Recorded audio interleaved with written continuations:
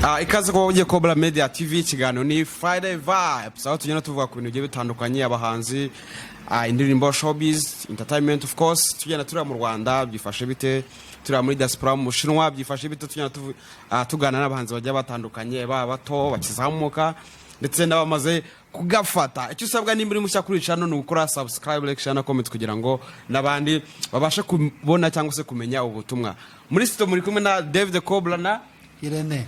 Okay, icyo usabwa no gukurikira umunsi rero muri Friday Vibe y'uyu munsi tubafite icyo nakwita surprise. Of course turaza kubana n'umutumirwa wacu n'umuhanzi of course shaka kuba ari akizamuka niko navuga ntabwo ari popular cyane ariko uyu munsi ndashaka ko aba popular muraza kumenya wowe kurikira Cobra Media TV uraza kumenya ninde tujye kubana muri kiganiro ese akora iki n'umuhanzi afite indirimbo zinga uraza kumusobanukirwa cyangwa se uze kumenyaho byinshi icyo usabwa no gukurikira gusa. Tudatinze rero reka ntabwo tujye gutinda sibyo tugiye kumwakira kugira ngo aze yibwira abanyarwanda bamukunda bari mu Rwanda barahandi hagiye hatandukanye baba bari mu Bushinwa bamukunda abibwire ninde ni muntu ki. Reka tubanze tubizaze ikintu kimwe niba urumva ako nabyo ni surprise icyo ushaka kumumenyaho ikintu cyose umwifuza kumumenyaho kumusobanukirwa cyose urava ukimenye kandi nanone ukore subscribe then ukore share udufashe kwamamaza ubutumwa. Okay, kandi ugumane ntubyiherera ntabwo ari ngombwa kubyiherera ufite ikibazo ushaka kujya muzi kiganiro ugakora comment yawe ukamubaza ikibazo n'ubutatwaza mutumira kaza akagusubiza nta kibazo. Reka tudatinze tumwakire mu buryo bwa call of course nago turi kwa muri studio ariko tugiye kumuhamagara mu buryo bwa live streaming of course live.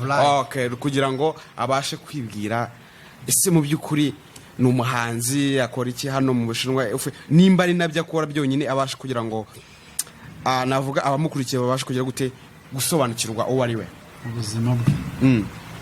Reka twumve ko tumufatisha.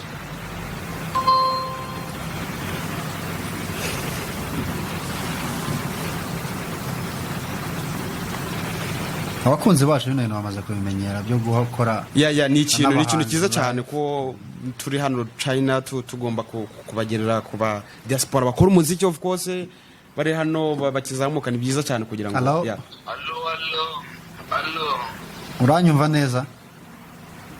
Ndakumva kabisa. Amakuru yawe? Meza cyane kabisa. Bakwita KD umeze neza? Meze neza kabisa izina ni KD. Turakwakiriye muri studio za Cobra Media TV iki ni kiganiro Friday Vibes. Murakoze. Ndagusaba rero gutangira wivuga bya gihanzi ibyo bita gisanyi ibwira abakunzi bawe mu buryo bwa gihanzi. Okay, vuba kabisa je nta kibazo. Okay, this life I live I'm kinda different, you know. Mundibuka kera nkiri toto buri gitondo ndi kuri screen. Okay, ubwo nagende mubwiraga intro ubwo sasa tujya gutangira ikintu bita freestyle. Okay. Duhereze. This life I live I'm kinda different. Bullets kuri mwese niko mbabona njyewe ngenda umuhanda rwose ubanyita KD buri street bose bankubita inkoni kuri trigger ndabafite kuri scope niryo kamba ngenda umwami wa hip hop ndarapa nkagenda buri wese ndeba kuri mirror nigga. Hip hop ni njyewe nanditse kuva kera imihanda naragiye nica buri mwanzi umjye ukama ndarishaka ngenda umwami wa hip hop narabyo kuva kera umuhanda naragiye abantu banyurukaho bankubita inkoni ariko no worries nigga composition ndayifite man mind yanjye ngenda buri walk nigga ndi fame nigga. Aha urakoze cyane. Yeah. Uragira uti nge ndi umuraperi. Umuraperi OG. Okay. Ndakubaza amazina asanzwe ukoresha nayahe? Banyita Kayumba Derrick. Uri umunyarwanda uba mu Bushinwa? Yeah, ndi umunyarwanda wo mu Bushinwa. Utuye hagana hehe? Ni Remera kabisa. Mu Bushinwa uba mu kahe gace? Mu Jinhua. Muri Zhejiang? Yeah. Okay. Zhejiang. None bwenda mbere yuko dukomeza gato nyine ndagira ngo use ni wibwira like small profile yawe nyine uba mu Bushinwa ufite status ukora ibiki mu Bushinwa abakunzi bawe bakumenye wenda bitari iby'ubuhanzi gusa Yeah. ariko bamenye n'akandi gace kawe gatoya? niga mu Bushinwa, naje mu Bushinwa 2019, ndi umunyeshuri ndi kwiga bachelor ya e-commerce. Okay. None urugendo rwa muzika warutangiye gute? byaje gute? music ni ibintu nakundaga nyiri umwana, nari mbifitiye passion. Music ubundi natangiye kwandika kabisa niga mu mwaka wa P4. Ubwo ni primary 4 muri primaire mu wa kane.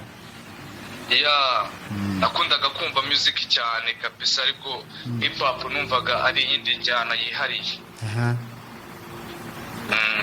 ngira passion ndayikunda cyane. Rero nari mfite undi mukazina wanjye yari afite nawe impano yo kwandika, yajyaga yandika nkumva ibintu birandyoheye cyane mu gutwi. numvaga ari nk'ibindi bintu kabisa, ndavuga ati iyi njyana ifite ukundi kuntu imeze. none nanjye nkagerageza kwandika rwose. none najyana numvaga abantu bitaga ba Mr Nice kera. no kumva no uburyo arimo kubita amana, nkumva hip hop irandyoheye. No kumva birakuryoheye, kumva birakunyuze, birandyoheye cyane mu gutwi rwose. nkumva kwandika ibintu nanjye nkunze, nkagerageza kwandika rwose. ndibuka hari akantu competition ko kuririmba niga mu wa kane. nagerageza nyine ubuntu, numva ndanditse ndagenda ndaririmba. ninjyewe nayitsinze iyo competition. watsinze iyo competition? abandi bararirimba indirimbo z'abandi bantu, ariko njyewe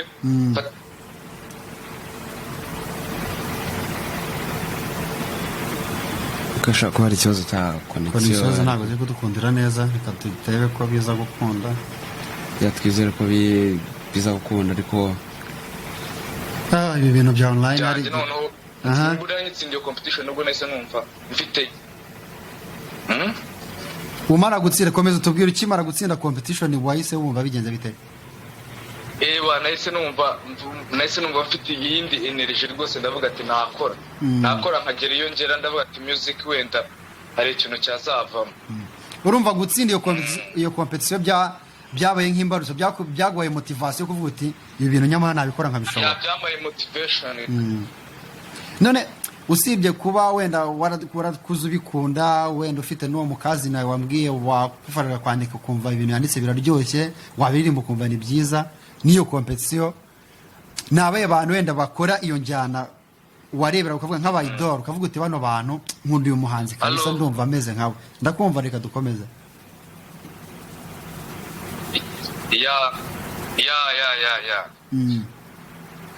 nari ndimo nkubaza, usibye kubikunda no kumva wari ufite uwo mubyara wawe wakwandikira gukumva imirongo yanditse ni myiza, hari nk'abahanzi waba wararebaga ukavuga uti uyu muhanzi arapa neza cyese aririmba neza, namufatiraho icyitegererezo? ni nk'abandi duhingera kabisa. nakundaga abahanzi nk'aba Ice Cube, Tupac, Nas.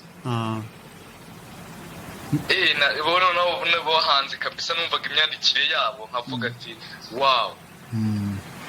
ubu se nk'izi composition zabo ari gushira mu cyongereza, kandi nkabona nanjye bati none bazishira nko mu kinyarwanda, nanjye nkandika composition nziza kabisa.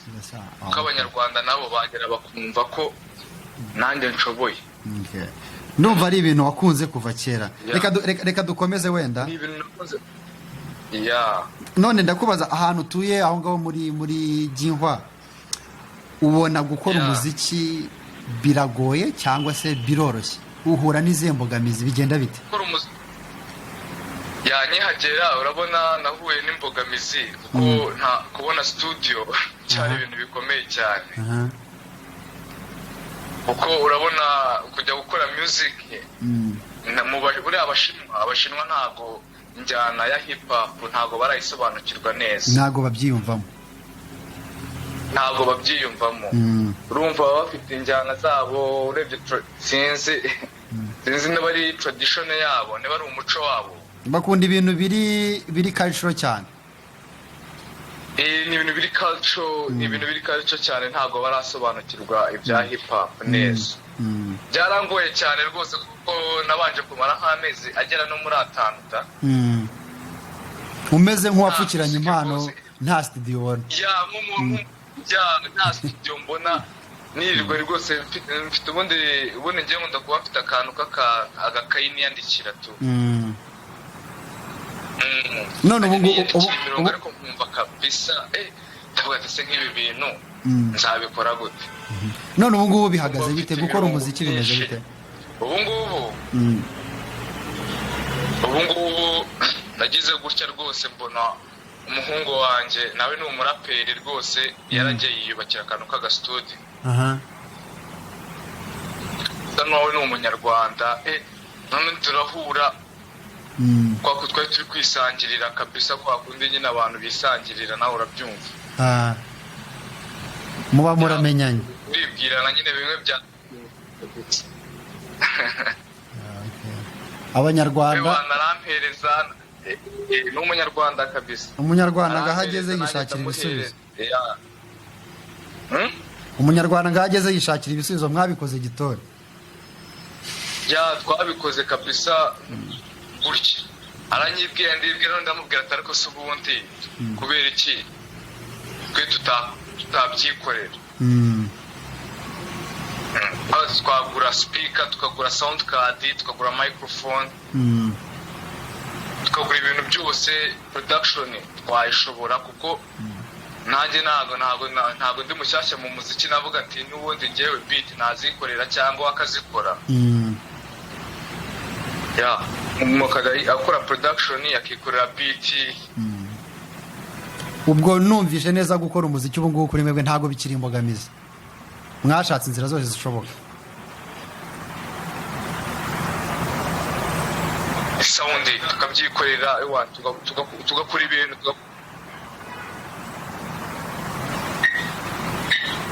Hello?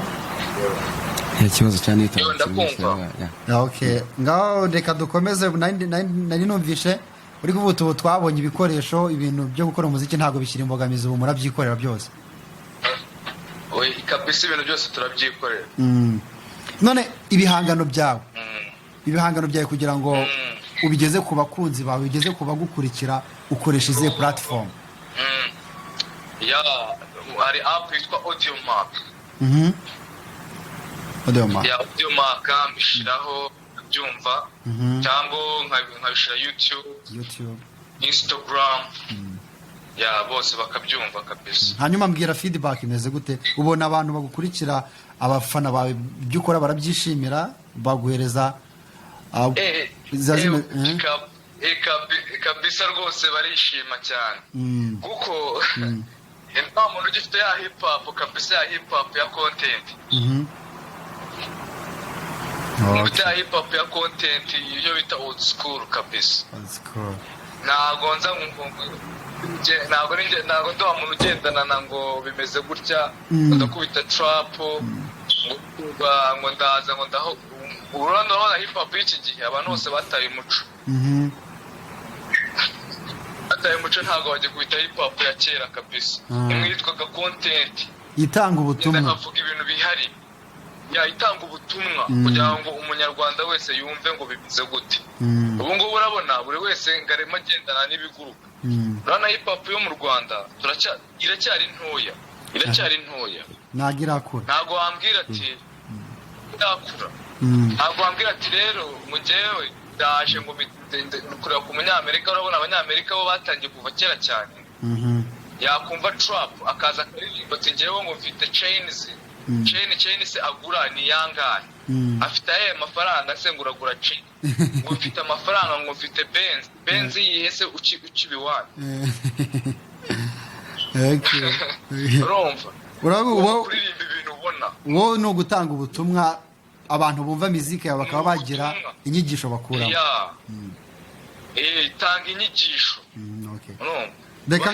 Bahereza akantu kitwa complication kabisa ku buryo ukubita lyrics akavuga ati usaha yashatse kuvuga iki, ku buryo nawe ajya gushakisha akavumbura akavuga ati yashatse kuvuga iki. Uba challenge. reka nkubaza kandi kantu aho ngaho ibintu bijyanye no gukorana n'abandi bahanzi bimeze bite mubikora gute? Barumbwiye nari nkubashije ni aho ngaho nyine mutuye gukorana n'abandi bahanzi wenda swati nabaturuka mu Rwanda se bumva mu gihugu kimwe cyangwa n'abandi banyamahanga mubana bimeze gute mubikora gute? Ya urabona twebwe tukimara kubaka studio twahise tubona abandi bantu bava mu bihugu bya Afurika abarabu nabo bafite passion ya music abagabo abava muri Central Afrique abarabu bava muri za Morocco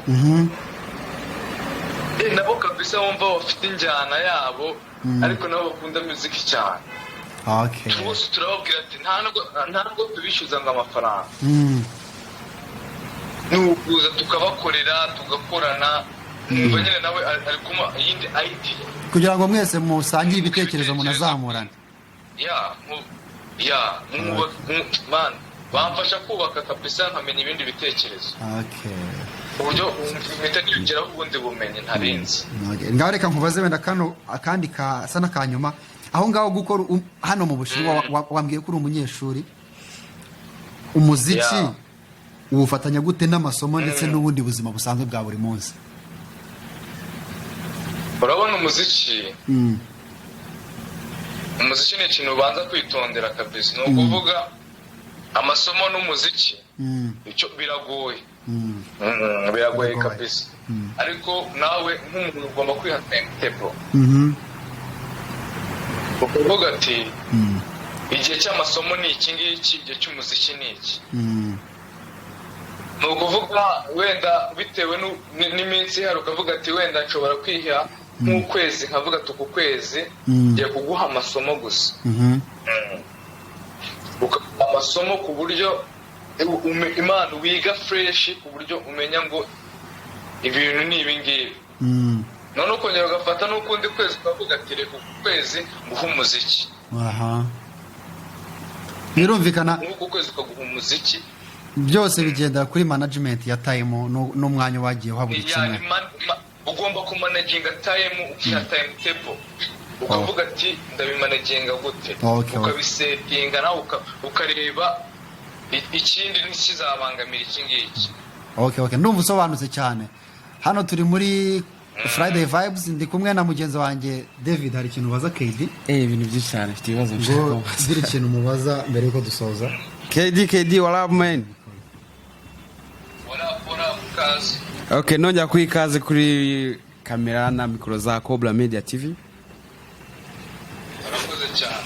Okay ngende ku byo mugenzi wanjye yarakubajije hari akabazo kubajije kajyanye na hip hop buryo muri minsi irimo ikorwa ariko usa nkaho mentioning kuvuga ngo abantu b'uyu minsi basa nkaho badakora hip hop navuga ngo bataye umuco wa hip hop.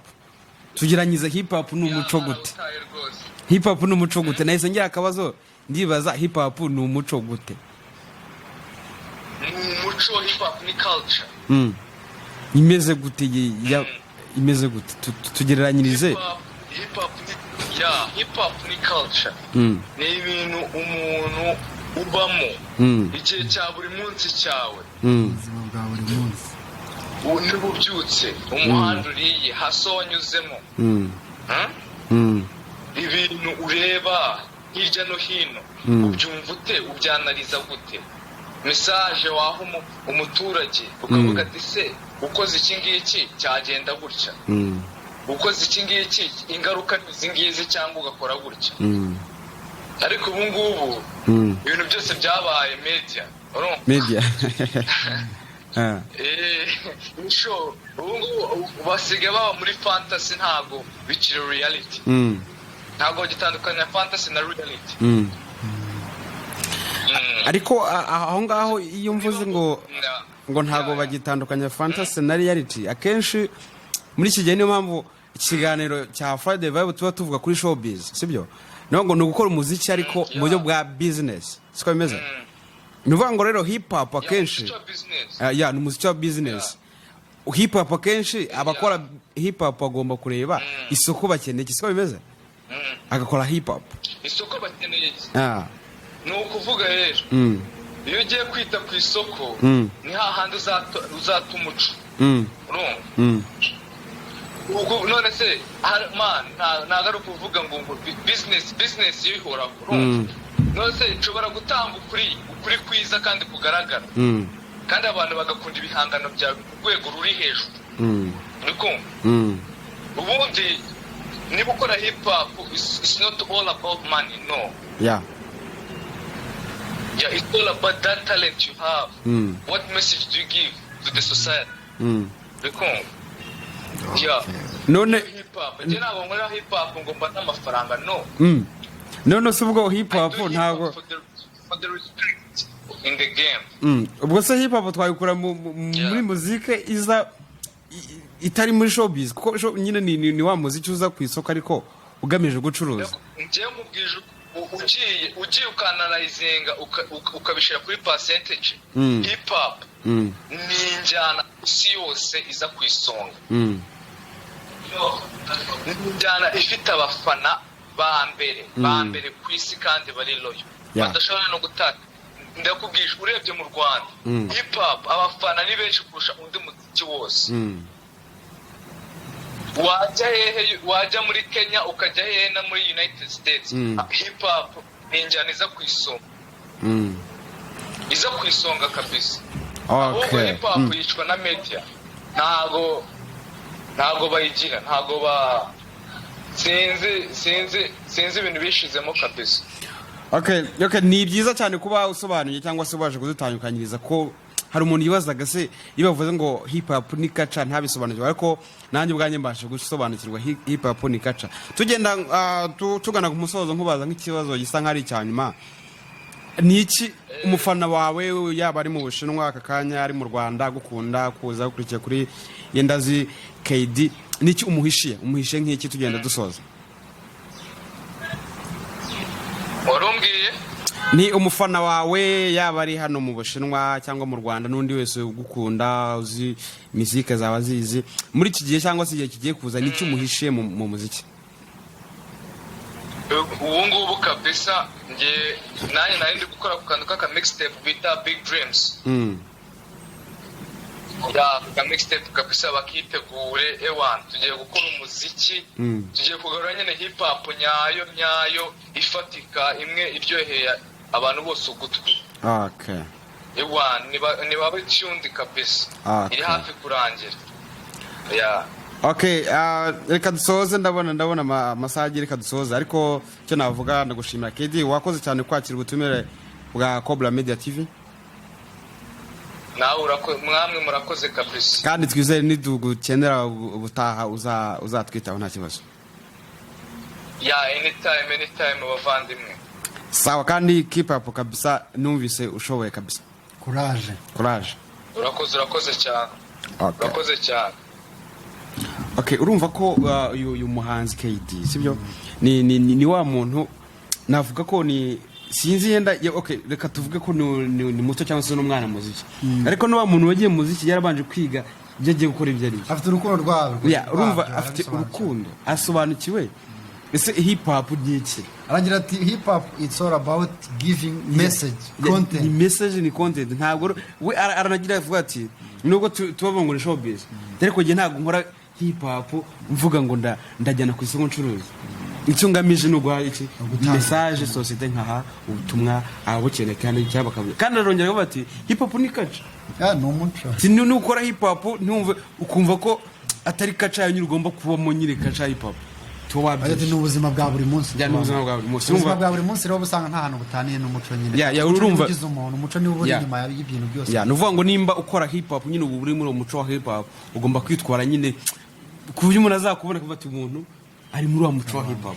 Urumva ni ikintu cyiza cyane tugenda dushimira n'abandi bantu kugira ngo ukore ikintu fete banza ikintu ujye mu mizi ubanze wiga ikintu ugiye gukora cyane urukundo rwawe niyo kintu kiba ari cyiza kabisa kugira ngo dushigana n'abandi waba uri hano China cyangwa se no mu Rwanda mu byukuri icyo usabwa ureba Cobra Media TV unayikunda ni ukora subscribe like share na comment kandi nawe wamaze gukora subscribe tugushimira cyane twede ne reka tubashimire Yeah. iyo like mwamuduhaye iyo share mwamuduhaye subscribe ni inkunga ikomeye ni imwe ikomeye kandi bifasha n'abandi Bifasha n'abandi. okay urakoze cyane nakagaruka rero nakagaruka Friday Bye bye. vibe